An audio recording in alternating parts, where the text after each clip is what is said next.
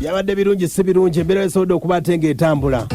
Olunaku olwajjo Dr. Jose Chameleon byasobodde okuba ate nga byamusobedde bitya byogera okuba ate ng'owulirizaako olose okuba ate ng'otumbudde Sentinel FM wole kuba ate ng'owuliriza abali ku Facebook abali ku platform ez'enjawulo nga mwenna nga muwuliriza abali kuba ate kwe muli abali mu Gulf gamba nti abali mu Oman, Dubai, Abu Dhabi wona osobola okuba ate ng'owuliriza abali South Africa waliwo bakwano baba bali mu Mafikenge bali South Africa, Pretoria, Johannesburg wale kuba ate nga mutumbudde abali mu Gauteng province abali mu Cape Town, Santoni mwenna mubili kuba ate nga mutumbudde wona osobola okuba ate ng'owuliriza abali ku Facebook online yonna muli kuba ate nga muwuliriza Dr. Jose Chameleon.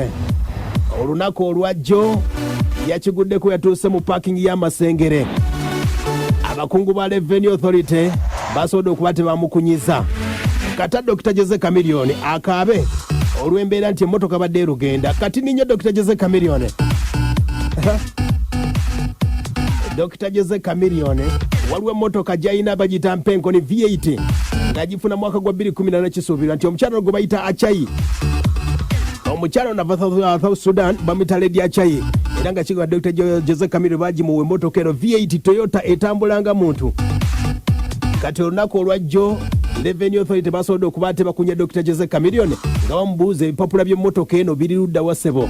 Chameleon yabavumye bubi nnyo era abasinga bagambye nti anabeera Lord Mayor n'ababwate mu mbeera eno gasobodde okuba ate ng'etambula ne twebuuza naye ng'eno si kyekisoose 2014 Dr. Jose Chameleon yali agenda mu concert gye bayita Tubonge concert byali bwe biti era ng'agenda mu concert ya Tubonge kankujjukizako kati n'embeera esobola okuba ate ng'etambula.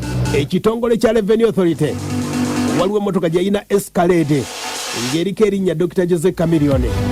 Ekitongole kya Revenue baavaayo ne bagamba nti bali bamubanja miliyoni nga 38 nga Chameleon amaze ebivulu nga badirisha yali aganye okuba ate ng'asasula. Obudde obwo bamugwako ng'ali mu nteekateeka za kuba ate ng'akola concert ye eya Tubonge. Embeera nga osobola okuba ate ng'etambula 2014. Ayaya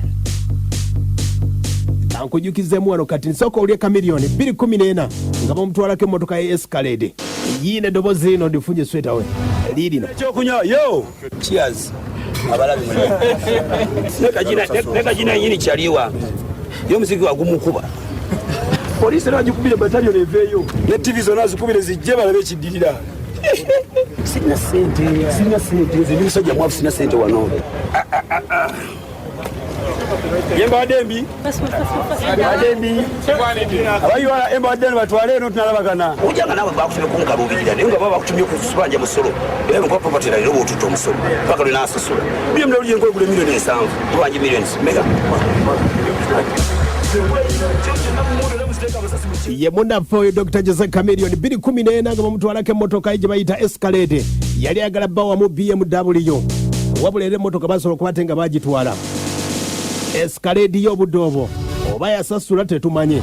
Kati olunaku olwajjo yabadde mu Masengere parking olunaku olwajjo TV ya BBS Telefine yasobodde okuba ate ng'ekola gye bayita Easter Chamuka yeyisa abayimbi ab'enjawulo era Chameleon abayinza okugenda ku YouTube Chameleon yabadde tali live bulungi olw'embeera nti waliwo olutalo aba Revenue bayinfooma ba Revenue basobodde okuba tebakitegeddeko nti emmotoka ye emaze emyaka nga 2 mu Uganda teyina biwandiiko naye nga kati ninyo ku mmotoka eno omukyala bamuyita Achayi Awil yagimuwa kuva saidi ze Sudan eyo Dr. Jose Chameleon era ng'omukyala we mu Sudan yamukoya n'oluyimba waliwo ebivulu byali bitambula obudde South Sudan 2018 Dr. Jose Chameleon yabikuba bbiya okutandika Desemba nga 28 yali mu Sweet Corner waliwo Desemba nga 3 yali ku Freedom Hall awo ne bamuwera n'emmotoka kuba waliwo empaka za Miss Achayi Awil okuva saidi ze Juba eyo kati awo Chameleon wafula emmotoka eyo gibayita V8 kati olunaku olwajjo Chameleon ensonyi yazifudde obusungu mu mbeera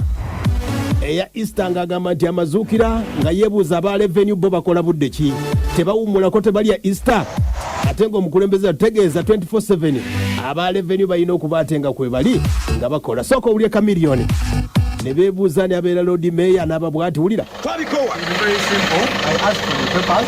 I don't have them. Okay, what is the solution? I don't have them. What should we do? I don't have them. They're home. Can you really try? Also,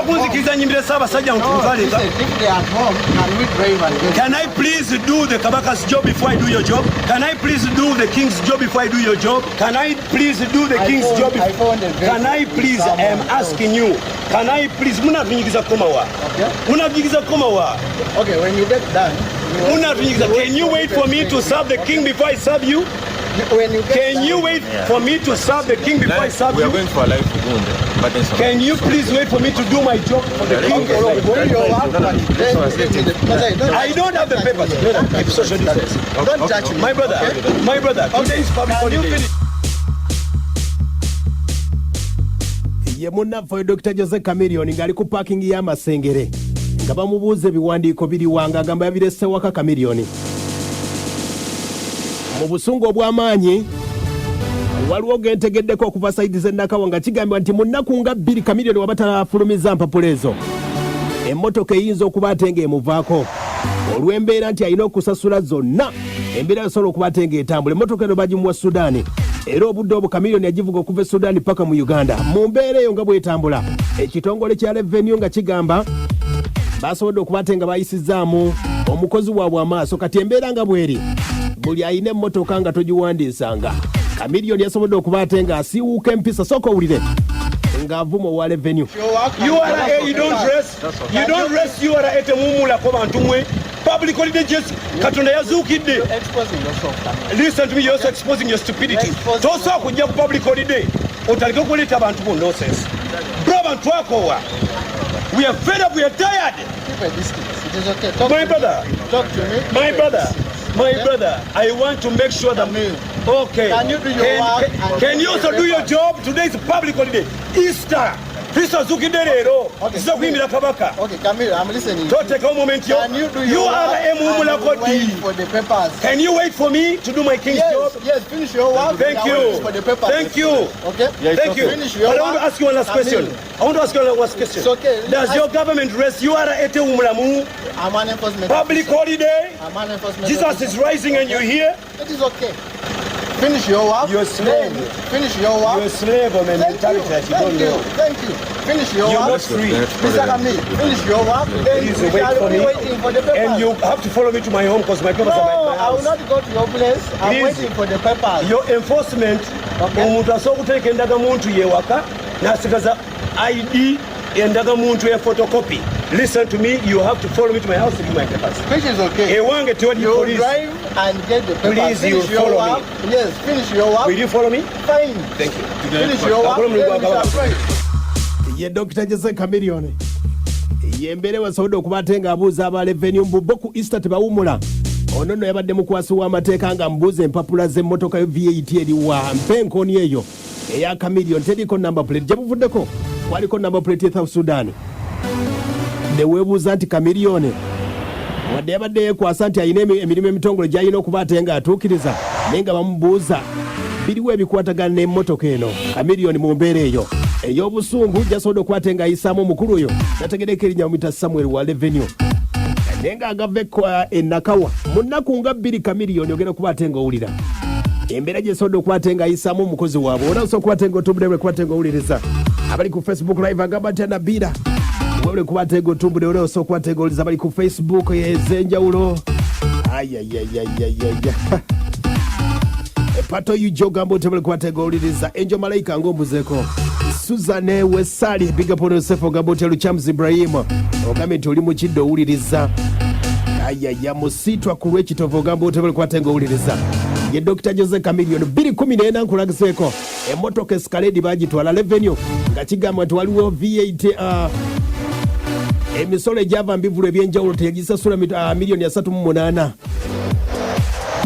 olunaku lwajjo badde baagala mpapula za mmotoka VAT eyo mpenkoni ya Chameleon ya white wabula ng'agijja Sudan bagimuwanga kirabo yita kuzo 756888 kundowoozayo ogamba nti Chameleon kyasobodde okuba ate ng'akola ku Easter okubuuza aba Revenue mbubbo tebawummulako oba waliwo eyasetinze Chameleon mbwe emmotoka agitambuza mu olidde zokka olunaku olwo tubadde tumwine Nabugabo Sun Beach n'embeera nga bwetambudde aya basi Sabo abanikewe bali kuweereza kale ssebo balongo sekaligeri adindijayaza mu kanaala yes ssebo tuli tusombudde aha naye nga mwami Chameleon yatewuusemu empisa yatewuusemu ku mpisa teyalivumye yavumye bw'atyo yamugambye nti yetawummulako ku Easter ayaya ssebo abana be bali kuweereza kale ssebo hello ssebo bali kuweereza kale ssebo Pascal ndiyo nakivugana na mkaka Pascal kyabikola ebyo era ssebo hello ssebo yoje baliko kale ssebo nze munene nikasizibana ebitaano Chameleon bamuleke bamuleke emotoka yajajuka mu public holidays teyina kuwa musolo kati wena atomera omuntu nga bagamba nti ate revenue ssebo amanike agamba atya hello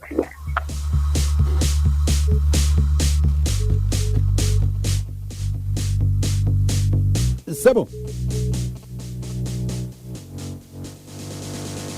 ssebo agamba atya yewe kuweereza kale ssebo nakibiro n'ekiro Chameleon bamuleke bamuleke talina kusasula misolo bamugeeto kale wulira noono revenue eri mu nteekateeka abantu kusasula misolo Chameleon agenda okubeera Lord Mayor tasasula misolo wulira alo ssebo agamba atya munywanyi kiriya bose ndowoozayo onabera bakuma mansi ya serondezero ebitako walayo omusajja akuwe lwaki walayo aguwa omusolo lwaki taguwa aya basi walayo onaawulira ssebo kankukubire ssebo tudduke bali kuweereza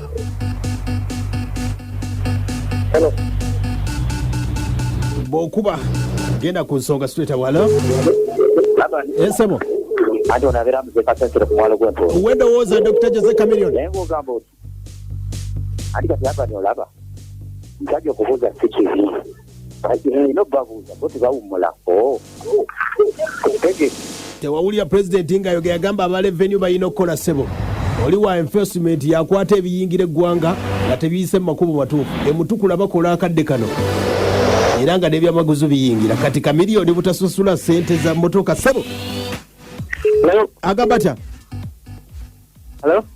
aya basi kankukubire kangende complex water imbira kubatenga komoda n'omukulu embeera y'ebivulunga bitambudde onako tubadde tulina kuba nabugabo Beach muzeyi kasozi muyinawo nyinawo abayimbi abadde balina okuyimba enabugabo Chameleon y'omu ku bo abadde balina okuyimba naye bibyo birungi si birungi kabuze kati ninnyo okuba ate nga atimpulo wa revenue naye tubateekeko amaaso abiri wiiki ewedde twagimalako nga Chameleon ne famire ye wizomanizo palaso bayombaganye ngayaga kutimpula maneja we kati onawo osobola okubatenga otumbule wekubatenga owuliriza okunaaba mu ngalo n'okusigala awaka wano mu kalantini tujja kubatenga tukuyamba ennaku 14 nga naffe tuli ku lediyo wano aya basi katuveeko mbulango wano nkomewo ne muzeyi kasozi n'abayimba e Masaka n'abamu ku bayimbi abadde balina okuyimba ennabuga bwe bakirabye batya